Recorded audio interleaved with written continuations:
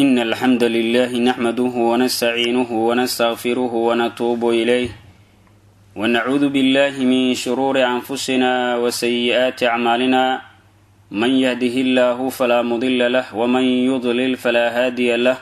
أشهد أن لا إله إلا الله ولي الصالحين وأشهد أن محمدا عبده ورسوله أما بعد إخوة الأعزاء weli waxaan wada jirnaa muxaadaradii aan u hadlaynay iftiiminta axkaamta ku saabsan soonka waxaynu ku jirnaa qaybtii aan u hadlaynay shuruudu siyaami soonka shuruuda uu leeyahay soonka shuruudiisa uu leeyahay waxa weeyaan al-islaamu qofku inuu muslim yahay inuu qaangaar yahay aqli inuu leeyahay qof muqiim ah oo aan safar ku jirin inuu yahay haweeneyda waa inay dhahar ka ahaataa xeydka iyo nifaaski sidoo kale qofku waa inuu awoodaa iyo niyada oo aan niri culimo qaarna waxay u yaqaanaan shardi culimo qaarna waxay u yaqaanaan rugni waana arki doonaa insha Allah taala waxaan gudu jirnay shardigii al-aqlu qofka soonku uu ku waajibaya waxa shardi ah inuu yahay qof caaqil ah waxaan soo sheegnay marka qofka majnuunka ah inuu soonku waajibaynin kana ansixaynin majnuunka waxa ka lamid ah qofka mactuuha ah ama qofka yaani maaragtay aafo ay ku dhacday aqligiisi oo xogaa isdhax daray oo hadalkiisa iyo wuxuu sameeynaya ayna wanaagsaneen marar qaar waxa dhici karta inuu ku hadlo dadka aqliga leh waxay ku hadlaan oo na sameeyo waxay dadka wanaagsan sameeyaan marar qaar waxa dhici karta inuu ku hadlo dadka waalan waxay ku hadlayaan kale oo ku hadlo ama waxay sameeyaan oo kale oo sameeyo qofka mactuuha waxa weeyaan hadii uu garanayo Allah subhanahu wa ta'ala soon islaam inuu ku farad yeelay oo na fahmayo wixii loo uumay oo Allah subhanahu wa ta'ala adduunka u keenay xumaatada iyo wanaagan oo kala saari karo xaq iyo baadilkan oo kala garanayo qofka asaga waxa lagu tirinaya dadka aqliga leh inuu soomana waajib ku ah ama hadduu aqligiisa inta ka dhiman yahay ee khalalkiisa ama maxaan ku leedahay isdhaxyaaciisa uu badan yahay qofka asaga waxa lagu tirinaya dadka maskaxda loogu jiro mal oo la dhihi maayo soom baa ku waajibi mas'ala kala jirto oo taas raacsan oo ah qofka loo yaqaan mukharriq waxa jira qof aqligiisa fasaaday muxuu ku fasaaday bisabab kibri duqnima qof waayeel buu noqday waayeel hadduu qofka noqdo oo wax kala garan waaye soon miya laga rabaa soon laga marabo qofkaas noocaas ah oo waayelka ah waxba aan kala garanaynin sidoo kale inuu qaday laga marabo fidna laga marabo waa mas'ala muhiim walaalayaal qofka doo noqdo waayeel haddana aqligiisa oo lumay ee aan waxba kala garanaynin in soon laga marabo inuu gudana laga marabo inuu fide bixiyana laga marabo qofka asaga wuxuu waayay wixii soonku waajibi lahaa oo aqliga ayuu waayay saana waxa fadwooday Sheikh Ibn Baz Sheikh Ibn Uthaymin rahimahumullah ta'ala Ibn Uthaymin rahmatullahi alayhi wuxuu yiri kitaabkiisa Sharh al-Mumti' qofka aqligiisa isdhax daray oo waayeelnimo aqligiisa isku dhex daray soon laga marabo qoodin laga marabo inuu wax bixiya maxay yeelay li faqd al-ahliyati wa hiya al-aql ehelnimada ayuu waayay oo ehel uma aha cibaado baa leeyahay sadartay maadaama aqligiisa oo lumay qofka asaga waxba la weydiin maayo waxa kale lamid ah culimadu sheegaan qofka loo yaqaan faaqidul dhaakira yani maskaxdiisa baaba luntaybo wuxuu kala garanaa malahan wuxuu lamid yahay qof anug yaro waxba aan kala garaneyn waxba kala sooci karin asina takaalifta uu ka dhacaya mas'ala kale taas raacsan waxay tahay qofka muqma calayhiga ama qofka suuxayay soonkiisa muxuu noqon hayaa qofka hadii soon niyeyso kadibna mir dabolan oo ku dhaco ramadaanka dhexdiisii laba xaalamid buu noqonayaa xaaladda koowaad waxa weeyaan mir dabolanki ama suuxdintii maalintii oo dhan bayna haysi tusaalahan wuxuu mir daboolmay salaad subaxeed intay dhalan ka hor mana soo miirsanin oo masaxiisa ma noqonin ilaa ay qoraxda ka dhacdo qofka asaga horta soonka asixmaa marka uu horeyso hasa ahaatee maalintan uu qadaynaya qadaba laga rabaa sababtoo ah soonka waxa weeyaan in laga afayso waxyaabo mufdiraad ah oo soonka burinay idul niisi qofkan suuxsan maanta dhanna ma ahan qof niyahayay ama qof niyeysa ma ahan soon sadartay maadaama niyada la waayay waxa la leeyahay maalinta waa qadaynaysa soona kama ansaxaya waa si ay qaban jumhuurul fuqahaa oo maalikiyada iyo shaafiiciyada iyo xanaabilada kamid ah qofka haduu mir daboolmaya xaaladiisa koowaad waxa weeyaan maalintii oo dhanba inuu mir daboolnaa oo qabla al-fajr ila qoraxda ka dhacdaba oo san warba hayninba qofka asaga ah qadaba laga rabaa soona ka ansixi maayo mas'ala taas raacsan waxay tahay qofka mir daboolmaya xaalkiisa muxuu noqonayaa muqma calayhi qofka loo yaqaan qofka doon soon niyeyso kadibna mir daboolan oo ku dhaco ramadaanka dhexdiisii laba xaalamid buu noqonayaa xaaladda koowaad waxa weeyaan maalintii inuu mir daboolnaa مثلا qofkan wuxuu mir daboolin ku dhacay ama suuxdin uu ku dhacay ama mirkiisa uu waayay salaada subaxeen tay dhalan ka hor maalinto dhan waa suuxsanaa ilaa ay qoraxda ka dhacdo qofka asaga soonka ansixi maayo qada ayana ku waajibayo waa si ay qabaan jumhuurul fuqaha oo ay kamid yihiin maalikiyada iyo shaafiiciyada iyo xanaabilada xaaladda labaad waxa weeyaan maalintii qayb kamid ah inay maskaxdiisa soo noqonayso qofkii yacni maaragtay macalihiga ahaa maalintii qayb kamid in maskaxdiisa soo laabanayso hal ilbirsadayb ha noqoto haddii marka qofkan intuusan suuxin ka hor soon uu niyeystay maalintii qayb kamid ay suuxin ku dhacday haddana uu soo miirsaday walow wax yarba ha noqoto soonkiisa saxiix weeyaan oo waa ansaxayaa qadana lagama rabo waa sida uu qabo madhabu shaaficiya iyo xanaabilada sababta qofkan siga markii hore soonka uu niyeystay inta yaro suuxdinto ama yaani miir daboolinka soo dhax galayna wax dhibaato u geysan mayso muqma calayhi ama qofkii suuxdinta ku dhacday labadaas xaalado mid buu noqonayaa imma in maalinto dhan uu suuxsanaa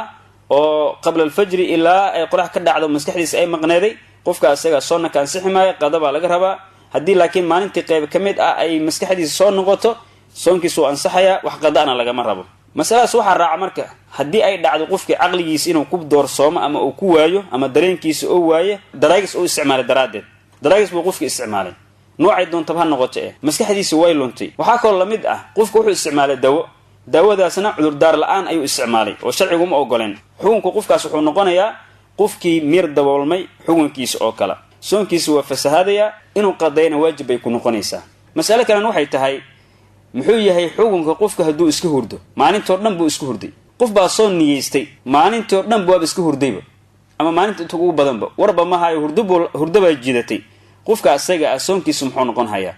qofka asaga soonkiisa waa saxiix wax qadaan laga maraba waa si ay qabaan jamaahiiru ahli ilmi intooda badan saas ay qabaan shardiga afaraad haddii la waaya soon uusan waajibaynin wuxuu ahaa al-iqaamatu qofka inuu yahay qof muqiim ah shuruudaha soonka uu ku waajibay waxaa kamid ah al-iqaamatu qofka musaafirka ah asiga soonku ma waajibaya waxaa u bannaan inuu afuro oona iska qadeeyo allah subxaanahu wa tacaala wuxuu yidhi faman kaana minkum mariidan aw calaa safarin faciddatun min ayaamin ukhar faman kaana minkum mariidan qofkii ahaada mid xanuunsan aw calaa safarin ama safar yani maaragta ku jiro faciddatun min ayaamin ukhra maalmo kale ayuu iska qadaynaya maalmo kale inuu qaday baa laga rabaa mar haddii qofku musaafir yahay ama qofku qof xanuunsan uu yahay waxaa salam horaan inaan ogaano arrimahan soo socda koow hadduu qofka safarka uu galay uu yahay safar uu isticmaalaya gaadiidkan hadda la isticmaalo oo ay diyaarad ka mid tahay oo yani maaragtay qofka laga yaabo inuusan yani maaragtay rafaad badan safarka uu kala kulmin xukunkiisa waxba isma bedelayo inuu afuro ayaa u bannaan has ahaatee asoo musaafir ah hadduusan safarka dhibaynin waxa u fiican sida jumhuurul culamaa ay qabaan inuu iska soomo saasaa u wanaagsan laakiin asal ahaan qofkan musaafirka ah gaadiidka sabha ku safre waxaa u bannaan inuu afuro asal ahaan arrinta labaadna waxa weeyaan safarka uu leeyahay soonka waa loo fura waa inuu ahaadaa safar bannaan waa sida jumhuurul culamaa ay qabaan qofkii marka u safro safar macsi ah ama dembi la imaanayo oo yani ma xumaato sameynaya inuu ruqso qaato yiraahdo maadaama aan musaafir ahay soonka waa iska furaya qofka asaga uma banaano xaaladda saddexaad waxa weeyaan masaafada ama qadarka ugu yar ee qofka musaafirka loo banay inuu afuraayo waxa weeyaan si jumhuur culimo ay qabaan 48 mayl 80 kilometer ilaa 88 kilometer in uu dhiganto markuu qofka safraya ayaa loo leeyahay qofkaasi inuu afuro waa loo baneeyay arrinta afraad waxa weeyaan qofkii niyeysa safar soonka dhexdiisa ma afuray qofkaasi oo afur ma niyeysana ilaa uu ka safar hayo waxa dhici karo haygiisi ama yani maaragtay fikirkii ama safarkii inuu ka baaqda dhici karto saarta marka ilaa uu ka baxay qofkaasi wuxuu ahaanayaa qof yani maaragtay muqiim oo kala ah arrinta shanaad waxa weeyaan qofka musaafirka soonka ma furaya ilaa marka uu ka baxo oo na faaruq ka fogaado magaaladiisi magaaladii uu qofka ku noolaa haduu ka fogaado uu safar galaya markaasuu yani soonku furi karaa inta ka horeysa wuxuu noqonayaa qof wali muqiim ah intuu magaalada dhex joogo waana si isku raacsan yihiin madaahibta fiqiga ee afarta ah xaalad lixaad waxay tahay qofka hadduu safro laakiin waxa uu safra ay tahay inuu marmarsi helo rabaa inuu soonka iska furo rabaa soonku diidan yahay marka soonka markuu soo galay ayuu safar galaya si uu hadhow u yiraahdo ana musaafir baanahay inaan afuro ii banaan qofka asiga inuu afuro uu yiraahdo ruqsad baan qaadanaya uma banaano maxaa yeelay arrintaas idin xiilad baa ku sugan ama farsamo kale waxa dhici karta waajibkii iyo wixii qofka lagu lahaa dhanba inuu meeshaas ku ciyaaro taa aydan arrin banaan ma aha in la iska ilaaliyo baa la doonayaa mas'alo kale musaafir ku saabsanaa waxay tahay qofka musaafirka ah inuu afuro iyo inuu soomo keeba u fadli badan. hadda waxaan soo sheegnay qofka musaafirka ah wax kastaba ha ku safre ee asal ahaan waxa u bannaan inuu soonka iska furo. waayahay haddii uu safraayo qofkaasi inuu afuro iyo inuu soomo keeba u fadli badan. madaahibta afarta ah iyo jamaahiiru saxaabati wa taabiciin saxaabada iyo taabiciinta intooda badan waxay qabaan safar dhexdiisa lagu soomaayo way bannaan tahay oo qofka hadduu asoo musaafir uu soomaa soonkiisa wuu ansaxayaa waana guntamayaa. taa asal ahaan way isku waafaqsiyihiin. laakiin waxaa la isku khilaafay qofka musaafirka inuu soomaa u fadli badan mase inuu afuro u fadli badan keebaa u fadli badan. culamada qaar waxay yidhaahdeen hadduusan soo ka dhibaynin qofka musaafirka ah inuu soomaa u fadli badan waana qowl culum badan ay qabaan oo xanafiyada iyo maalikiyada iyo shaafici ay ka mid yihiin waana sida uu doortay ibnu cuthaymiin raxmatullaahi calayhi. abu dardaa radi taala canhu warda ayaa wuxuu yidhi kharajnaa maca anabiyi sala allahu caleyh wasalam nabiga ilahi baan la baxnay fii bacdi asfaarihi safaradiisa qaar ka mid ah fii yowmin maalin weliba xaarin kuleel badan xataa yadaca arajulu ilaa ninka uu ka dejiyo ka saaraya dow gacantiisa calaa ra'sii madaxiisa min shiddati alxarri kuleel daran darteed. kuleelku aad u daran daraaddeed ayaa qof walba madaxa gacanta saaranayay. wamaa fiina saa'imun ilaa maa kaana min anabiyi sal ly slam wabni rabaaxa qof sooma naguma jirin ilaa waxaa naga soonnaa buu leeyahy nabi maxamed calayhi salaatu wasalaam iyo cabdullahi ibnu rabaaxa ayaa ka soonnaa. xadiiska waa saxiixu bukhaari muslim ayaa soo saaray. in marka ay qofka musaafirka inuu soomo inay bannaan tahay asal ahaan xadiiskaasaa laga qaana bay yidhahdeen waa marka uusan dhibaynin soonka qofka musaafirka ah. laba waxaa ku haddii qofkii musaafirka ahaa soonka uu dhibaya dhib xoogaa uu adkaysan karo dhib wuu u keenayaa laakiin waa dhib uu adkaysan karo qofkaan asaga ah waxaa u fiican inuu soonka iska furo oo inuu yani maaragtay sooma iyo inuu afuraa waxaa u fadli badnaana inuu furo soonkii waana sida isku raacsiyihin madaahibta fiqiga afarta ah. jaabir ibn cabdillah radi taala canhu ardaa wuxuu leeyahay kaana rasuulu llahi sal ly slam fii safarin fara'aa zixaaman warajulan qad dullila calayhi. nabiga alayhi salatu slam musaafir buu ahaa markaasuu wuxuu arkay meel ciriiri ka jiro dadka isku xooman yihiin iyo nin la hoosinayo oo qoraxda laga dadahayo. faqaala nabi wuxuu yihi maa haada maxaa ku dhacay ninkan qaaluu waxay dhaheen saa'imun waa sooman yahay safarna waa lagu jiraa waana sooman yahay. faqaala nabi wuxuu yihi laysa min albiri assawmu fi safar wanaaga ka mid ma ahan in safarka lagu soomo waa soomka markuu dhibka imaanayo weyaan. haddii uusan dhibka imaanayn inay bannaan tahayna xadiiskii hore baan soo aragnay. xadiiskan dambana waxaa wariyay bukhaari iyo muslim. arrin saddexaad waxay tahay haddii qofkii soonka oo dhibaya weliba dhib aad u daran oo weliba suuragal ay tahay inuu dhintaba oo u geeriyoodaba qofka asaga inuu soomo waa ka xaaraan inuu afuro ayaa waajib ku noqonaysa. jaabir ibn cabdillah radi taala canhu ardaahu wuxuu yidhi kharaja wuu baxay nabiga caama alfatxi sanadii furashadii ilaa makata makubuu u baxay fii ramadaan dhexdiis buunu baxay. fa saama nabigu waa soomay asoo musaafir ayuu soomay xataa balaqa ilaa uu ka gaaray kuraaca alghamiim meesha kuraacu alghamiim loo yaqaana waa meel u dhexaysa maka iyo madiina weeyaan. fa saama annaasu dadkana way soomeen. uma dacaa nabigu wuxuu u yeedhay biqadaxin weel min maa'in biyo ah farafaca weelkii buu kor u qaaday xataa nadara annaasu ilayhi siay dadku u fiiriyaan. uma kadibna washariba weelkii buu cabay. fa qiila lahu nabigu waxaa lagu yidhi